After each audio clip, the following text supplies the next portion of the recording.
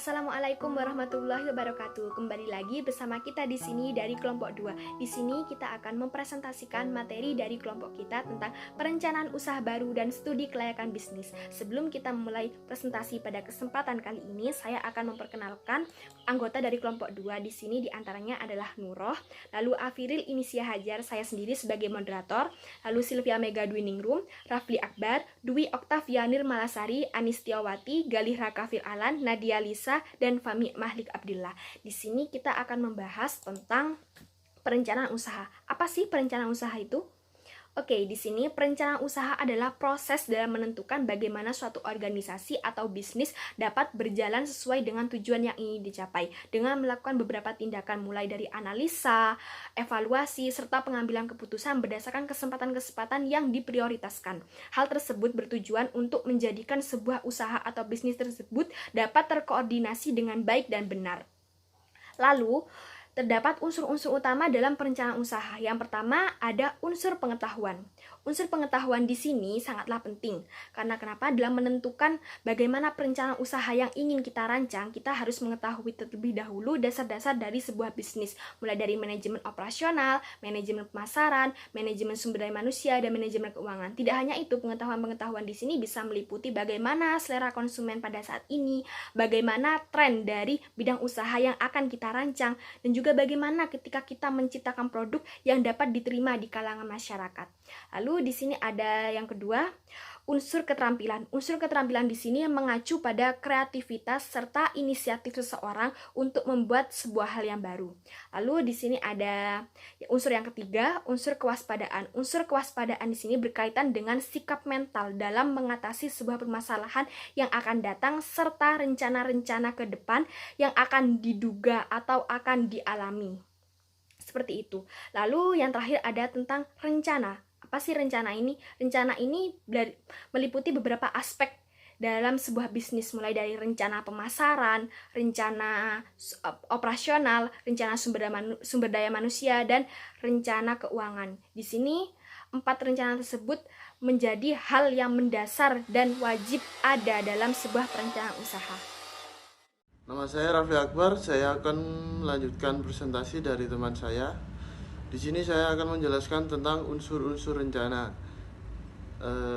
Ada 2 tipe pengelompokan rencana, yaitu yang pertama adalah rencana strategis, yang kedua adalah rencana operasional. Rencana strategis mempunyai beberapa langkah-langkah proses penyusunan strategis, antara lain 1. Penentuan misi dan tujuan, 2. Pengembangan profil perusahaan, 3. Analisa lingkungan eksternal, 4. Analisa internal perusahaan, 5. Identifikasi kesempatan dan ancaman strategis, dan 6. Pembuatan keputusan strategis. Yang ke-7, pengembangan strategis perusahaan. Yang ke-8, implementasi strategi. Yang ke-9, peninjauan kembali dan evaluasi. Dan selanjutnya yang kedua ada rencana operasional. Rencana operasional dibagi menjadi 2, antara lain A. Rencana sekali pakai, dan B. Rencana tetap. Assalamualaikum warahmatullahi wabarakatuh. Nama saya Anistiawati, NIM 108. Di sini saya akan menjelaskan tentang ada beberapa manfaat perencanaan usaha. Yang pertama itu ada standar pelaksanaan dan pengawasan. Yang kedua, penyusunan skala prioritas baik sasaran maupun kegiatan. Yang ketiga, dapat mendekati asumsi kebenaran. Yang keempat, membandingkan hasil dengan rencana. Yang kelima, alat komunikasi untuk meyakinkan pihak lain. Dan yang keenam, wirausaha dapat berpikir kritis dan objektif. Dan selanjutnya, penempatan SDM dalam organisasi kewirausahaan. Dalam hubungannya dengan kewirausahaan, SDM merupakan individu-individu dalam organisasi kewirausahaan yang dapat memberikan kontribusi atau sumbangan yang berupa produktivitas dari posisi yang mereka pegang untuk mencapai tujuan. Dan selanjutnya langkah-langkah penyediaan sumber daya manusia. Di sini ada perekrutan karyawan, seleksi calon karyawan, pelatihan karyawan, dan penilaian hasil kerja. Perekrutan karyawan adalah langkah pertama di dalam penyediaan sumber daya manusia bagi organisasi kewirausahaan setiap kali terdapat posisi yang kosong. Dan seleksi calon karyawan adalah penyaringan awal dari calon sumber daya manusia yang tersedia untuk mengisi suatu posisi. Dan yang ketiga, pelatihan karyawan adalah keterampilan yang diajarkan oleh pihak perusahaan kepada karyawannya. Dan yang keempat, penilaian hasil kerja adalah tentang hasil kerja yang telah dilakukan oleh karyawan agar sesuai dengan yang dilakukan yang diharapkan oleh perusahaan.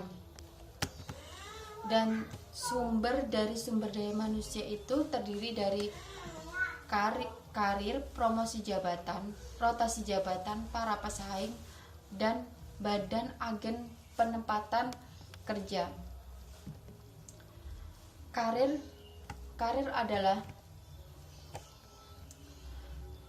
dari seseorang karyawan yang begitu meningkat memungkinkan karyawan tersebut akan mengisi posisi yang kosong. Dan promosi jabatan adalah mempunyai beberapa keuntungan. Yang pertama itu ada membangun moral, yang kedua mendorong karyawan untuk bekerja lebih keras dengan harapan yang mendapatkan promosi, dan yang ketiga itu membuat individu cenderung tinggi dengan organisasi tentu karena kemungkinan promosi di masa depan. Dan rotasi jabatan adalah biasanya dilakukan apabila itu diperlukan untuk kepentingan perusahaan sumber dari luar organisasi. Dan selanjutnya para pesaing.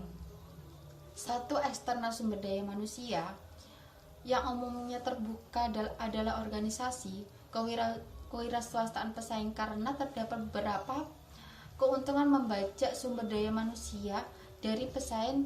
Tipe pembajakan ini telah menjadi praktek yang umum. Yang selanjutnya, badan atau agen penetapan kerja.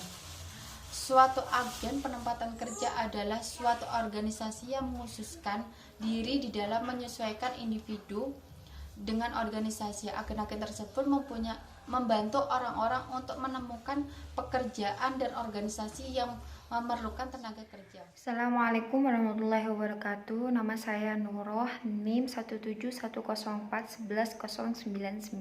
Saya akan menjelaskan tentang definisi studi kelayakan bisnis. Menurut Kasmir dan Jafar tahun 2003, studi kelayakan bisnis atau usaha adalah kegiatan yang mempelajari secara mendalam usaha atau bisnis yang akan dijalankan. Nah, dalam rangka menentukan layak tidaknya usaha tersebut dijalankan. Nah, studi ini pada dasarnya itu membahas berbagai konsep dasar yang berkaitan dengan keputusan dan proses pemilihan proyek bisnis agar mampu memberikan manfaat ekonomis dan sosial sepanjang waktu. Dalam studi ini tuh pertimbangan ekonomis dan teknis sangat penting karena akan dijadikan sebagai dasar implementasi kegiatan usaha. Jadi dapat disimpulkan bahwa studi kelayakan bisnis ini pertimbangan awal yang harus dilakukan sebelum menjalankan usaha dan untuk mengontrol kegiatan operasional agar mendapatkan keuntungan yang maksimal. Selanjutnya yaitu hasil studi kelayakan usaha pada prinsipnya bisa digunakan untuk yang pertama yaitu merintis usaha baru. Misalnya kita bisa membuka toko, membangun pabrik, mendirikan perusahaan jasa, membuka usaha dagang dan lain sebagainya. Dan yang kedua yaitu mengembangkan usaha yang sudah ada, misalnya itu kita bisa menambah kapasitas pabrik, memperluas skala usaha, dan mengganti peralatan atau mesin, dan menambah mesin baru, dan memperluas cakupan usaha dan lain sebagainya. Dan yang selanjutnya yaitu nomor 3, memilih jenis usaha atau investasi atau proyek yang menguntungkan, yang paling menguntungkan.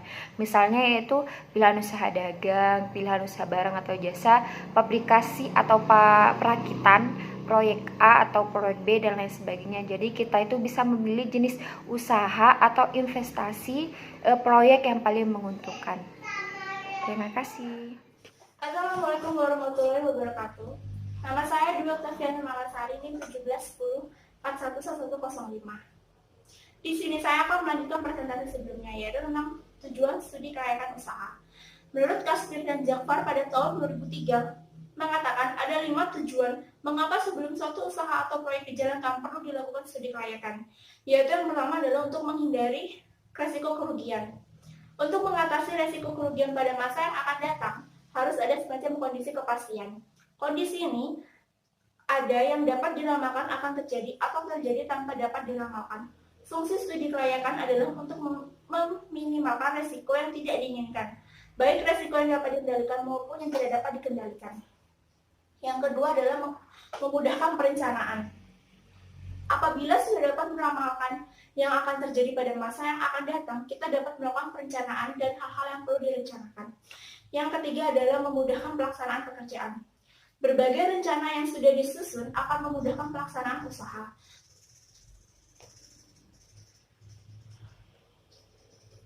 Pedoman yang telah tersusun secara sistematis menyebabkan usaha yang dilaksanakan dapat tepat sasaran dan sesuai dengan rencana yang sudah disusun. Yang keempat adalah memudahkan pengawasan.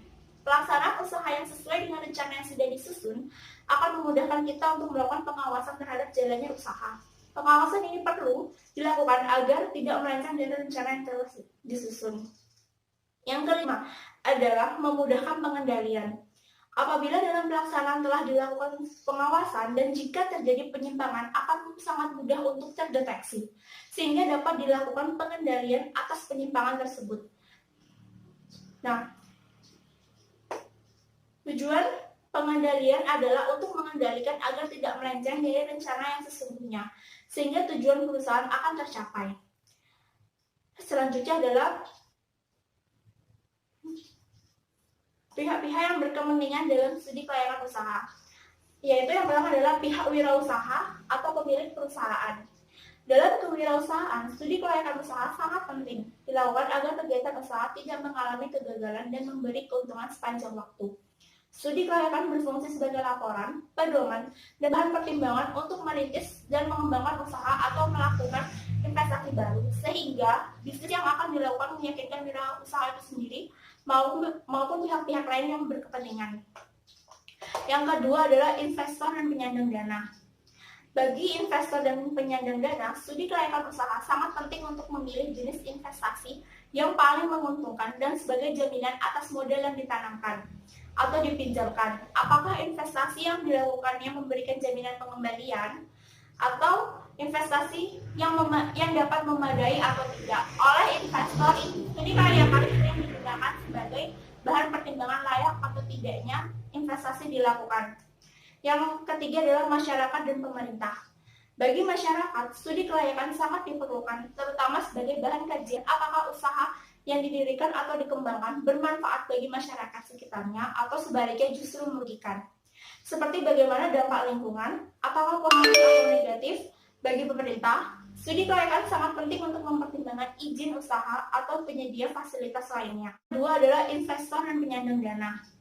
Bagi investor dan penyandang dana, studi kelayakan usaha sangat penting untuk memilih jenis investasi yang paling menguntungkan dan sebagai jaminan atas modal yang ditanamkan atau dipinjamkan. Apakah investasi yang dilakukannya memberikan jaminan pengembalian atau investasi yang dapat memadai atau tidak. Oleh investor, studi kelayakan sering digunakan sebagai bahan pertimbangan layak atau tidaknya investasi dilakukan.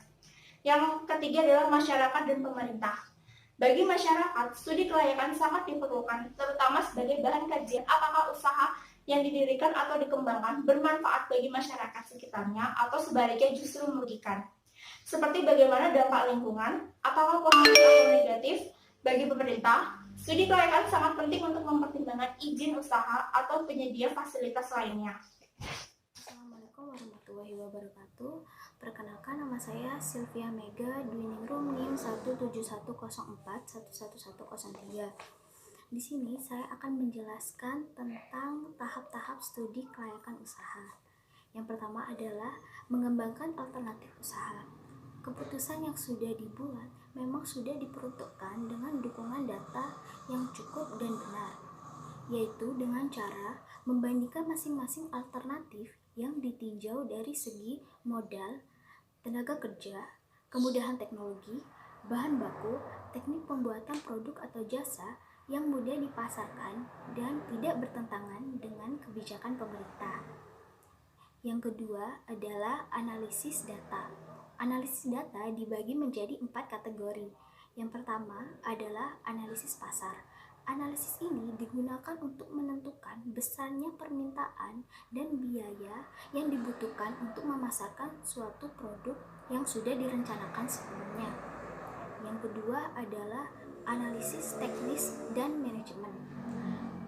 Analisis ini ditujukan untuk menentukan mesin, peralatan, dan sumber daya manusia yang diperlukan untuk kebutuhan barang atau jasa sesuai rencana. Yang ketiga adalah analisis lingkungan. Analisis ini memiliki tujuan untuk memastikan dampak apa yang terjadi jika produk atau jasa yang direncanakan itu terlaksana, baik secara positif maupun negatif. Yang keempat adalah analisis finansial. Analisis ini merupakan analisis terakhir dan sekaligus menjadi fokus dari tahap-tahap sebelumnya. Jika informasi atau data dari analisis ini kurang lengkap, maka hasil yang dihasilkan tidak akan optimal. Sekian, terima kasih. Wabillahi taufiq wal hidayah. Wassalamualaikum warahmatullahi wabarakatuh. Selanjutnya, analisis kelayakan usaha. Untuk mengetahui layaknya tindaknya suatu bisnis untuk dilakukan, harus dianalisis berbagai aspeknya. Berikut ini akan dibahas beberapa kriteria yang dapat dijadikan aspek penilaian. Yang pertama, ada aspek pemasaran. Yang kedua, aspek keuangan. Dan yang ketiga, aspek produksi atau operasi. Dan yang terakhir, aspek manajemen. Assalamualaikum warahmatullahi wabarakatuh. Nama saya Fahmi Malik Abdillah, NIM 17104-11129. Di sini saya akan menjelaskan tentang studi kasus kelompok kami. Studi kasus kelompok kami yaitu adalah Potato Crispy. Visi dari kelompok kami adalah menjadikan perusahaan kuliner yang lebih memperhatikan nilai gizi dari para konsumen. Dan misinya ada 3, yaitu 1. Menciptakan makanan yang sehat, bergizi, dan lebih mementingkan kehigienisan. Dan yang kedua, memberikan harga yang terjangkau kepada konsumen untuk mendapatkan sehat dan bergizi. Dan yang ketiga, menciptakan inovasi baru dalam bidang kuliner. Selanjutnya adalah analisis usaha. Usaha kami bergerak dalam bidang kuliner karena kami termasuk orang yang hobi dalam berkuliner, apalagi yang berbahan dasar kentang. Karena di Indonesia kentang bisa kita jumpai dengan mudah dan kebanyakan orang menyukai olahan dari kentang. Jadi, kami sepakat untuk mengolah kentang sebagai bahan bakunya. Potato crispy dengan mayonaise dan saus sebagai pelengkapnya. Awal dibentuknya perusahaan kami karena kami dapat melihat minat masyarakat akan makanan ringan yang mengenyangkan dan dengan harga terjangkau. Modal usaha dari kelompok kami, modal awal kami berjumlah 2 juta yang berasal dari pinjaman jumlah 1 juta dan potato healthy jumlah 500.000. Keistimewaan dari produk kami adalah harga yang cukup terjangkau untuk semua kalangan, sajian makanan yang bergizi, dan hidangan cepat saji yang dapat diterima oleh semua kalangan, baik dari anak kecil maupun orang dewasa. jenis usaha dari kelompok kami menjual makanan ringan yang mengenyangkan dengan bahan baku utama yang berasal dari kentang. Kami menamakan usaha kami dengan potato crispy dengan mayonnaise dan saus sebagai pelengkapnya. Di sini kami memproduksi makanan dengan mengutamakan kesehatan dari para konsumen. Seperti mayones yang akan kami buat sendiri dengan bahan berkualitas dan kami tidak akan menggunakan bahan pengawet dalam setiap produksi makanan kami. Prospek usaha kami untuk jangka panjang akan memperkenalkan produk kami ke wilayah yang lebih luas seperti di seluruh wilayah Jember dan sekitarnya. Sehingga akan banyak masyarakat yang mengetahui produk yang kami hasilkan dan juga kami mengusahakan agar produk kami bisa lebih dikenal lagi di luar daerah Jember. Dan mungkin kami akan mengadakan potato crispy delivery untuk mempermudah para konsumen jika ingin mengkonsumsi produk kami. Rencana target produksi kami dalam jangka waktu 1 bulan sebesar 500 potato crispy. Analisis SWOT dari kelompok kami adalah SWOT adalah strength, weakness, opportunities, dan threat. Strength adalah 1. Bahan bakunya mudah ditemukan, cita rasa yang mudah diterima, dan menggunakan bahan dan proses yang berkualitas. Dan weakness, tidak tahan lama dan mudah basi. Modalnya cukup kecil. Opportunities, banyak disukai berbagai kalangan. Dan threat, selera konsumen variatif, munculnya pesaing baru, dan ada jenis makanan yang sama. Nama saya Nadia Lisa. Di sini saya akan melanjutkan penjelasan mengenai studi kasus yang telah dibahas sebelumnya, yaitu business plan pada usaha potato crispy. Di sini ada analisis 4P. Yang pertama yaitu produk. Produk yang kita punya adalah potato crispy. Yang kedua adalah price. Harga yang kita tetapkan untuk satu bungkus potato crispy yaitu Rp5.000. Yang ketiga adalah promotion. Promosi di sini kita menggunakan 3 cara. Yang pertama yaitu iklan dengan menggunakan media sosial. Yang kedua adalah sales promotion dengan mempromosikan produk kita kepada sahabat ataupun kerabat kita. Yang ketiga adalah personal selling, yaitu kita menjual langsung kepada calon pelanggan. Selanjutnya adalah strategi pemasaran. Yang pertama yaitu pengenalan produk. Bagaimana cara kita mengenalkan produk yang kita tawarkan kepada para calon pembeli. Yang kedua adalah membangun jaringan dengan usaha lain, menciptakan inovasi pada desain yang ditawarkan, meningkatkan kualitas pelayanan dan media pemasaran. Selanjutnya adalah target dan strategi pemasaran.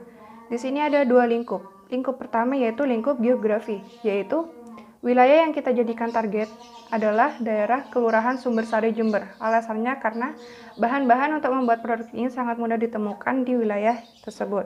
Yang kedua adalah kami melihat banyaknya peluang bisnis pada makanan yang siap saji, hingga kami memanfaatkan peluang ini.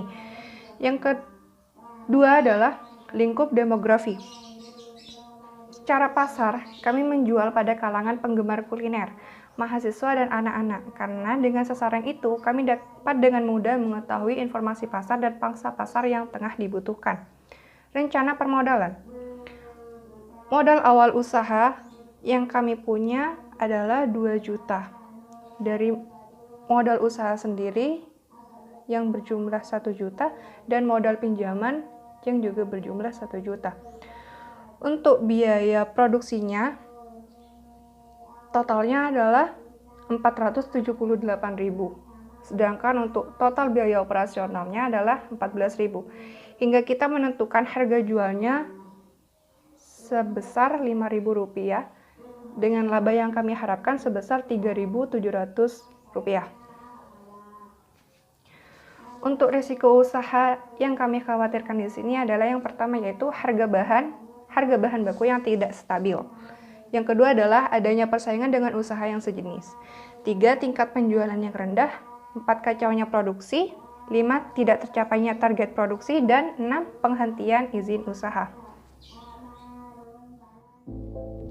Sekian presentasi dari kelompok 2. Di sini kami mengucapkan banyak terima kasih dan kurang lebihnya kami mohon maaf yang sebesar-besarnya. Semoga apa yang kita sampaikan di sini dapat bermanfaat dan menjadi ilmu yang berkah. Kami dari kelompok